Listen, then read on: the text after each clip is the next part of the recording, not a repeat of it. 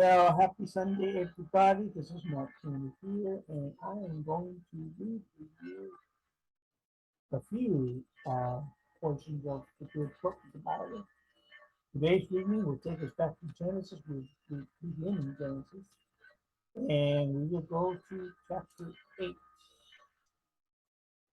Chapter 8. In chapter 7, we had the flood of Noah.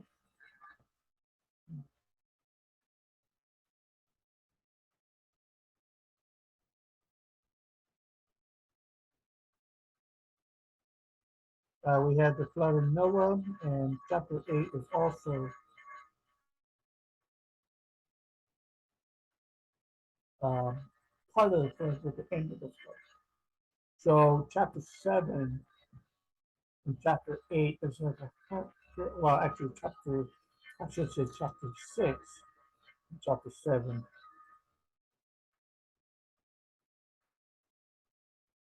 Chapter 6 and chapter 7 is like 100 years.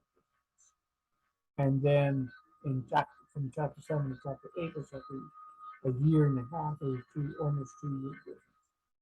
So we're going to read Genesis chapter 8 today. God remembered Noah and every living thing and all the cattle that was with him in the ark. And God made a wind to pass over the earth, and the waters assuaged. The word assuage means decrease or recede. The fountains also decreased, and the windows of heaven were stopped or decreased. Oh, I'm sorry.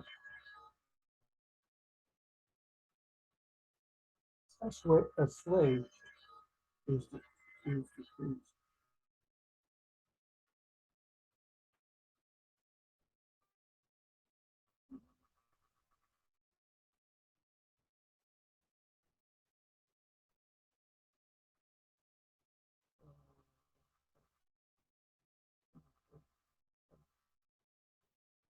The fountains of the deep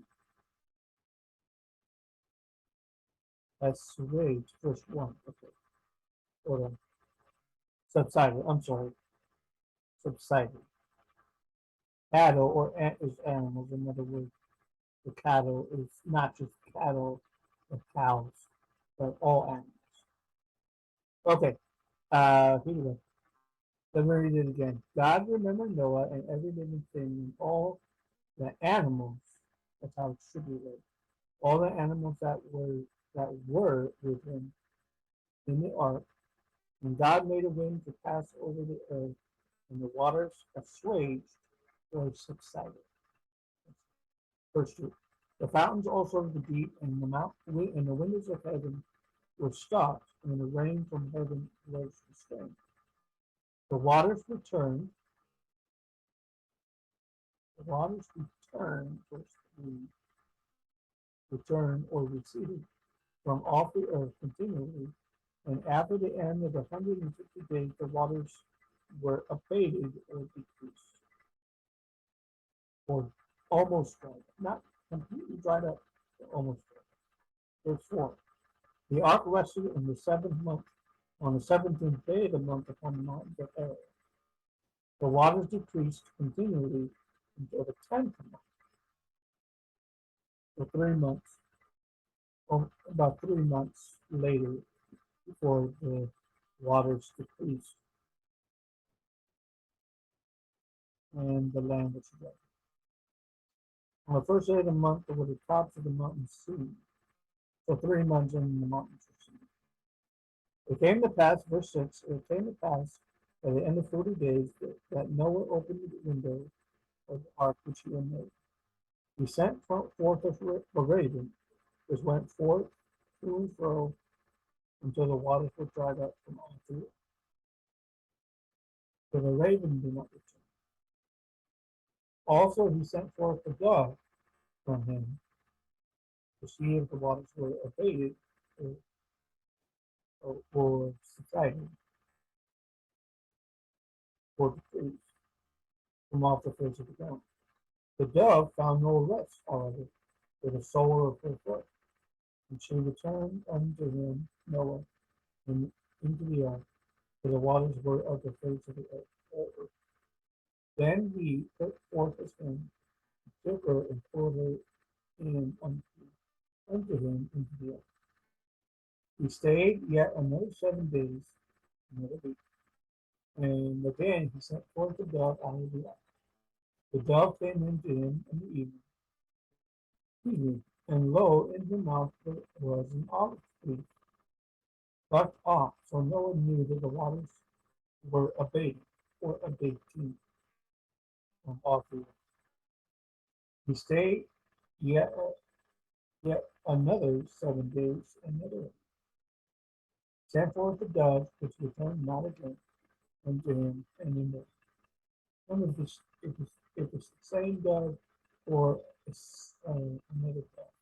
So there's only like two animals. So I'm thinking it's the same thing.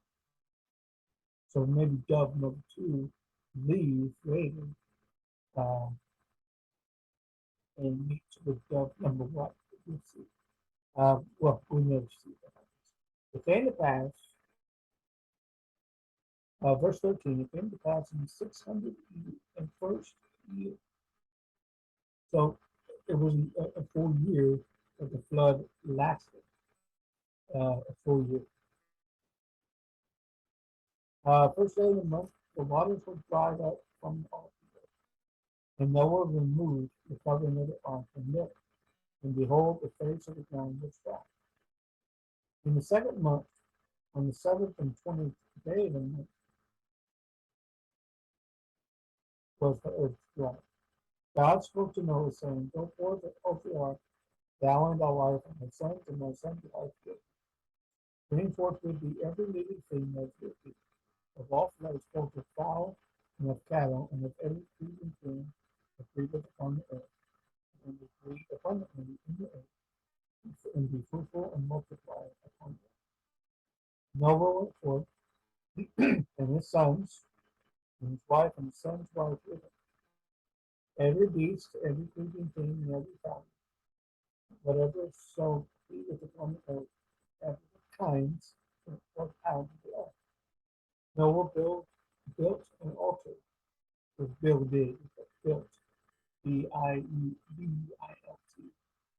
built an ark unto the Lord, and took of every clean beast, and of every clean fowl, and offered burnt offerings on the altar. The Lord smelled a sweet savor,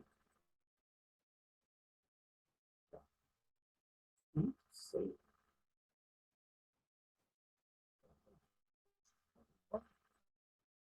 Verse 21, soothing aroma. Translation. Sweet savor, and the Lord said in his heart,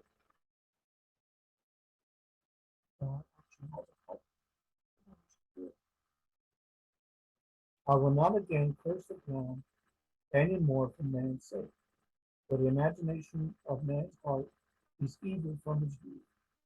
Neither will I again smite any more every living thing as I have done. While the earth remaineth, seed time and harvest, cold and heat, summer, summer and winter, day and night shall not cease. Verse that chapter 8. Next video we will go back to, I believe we are ready to go back to Matthew. So that is Genesis, and we will move on to Exodus, Leviticus, um, Matthew, Mark, and Luke, and then we will move on.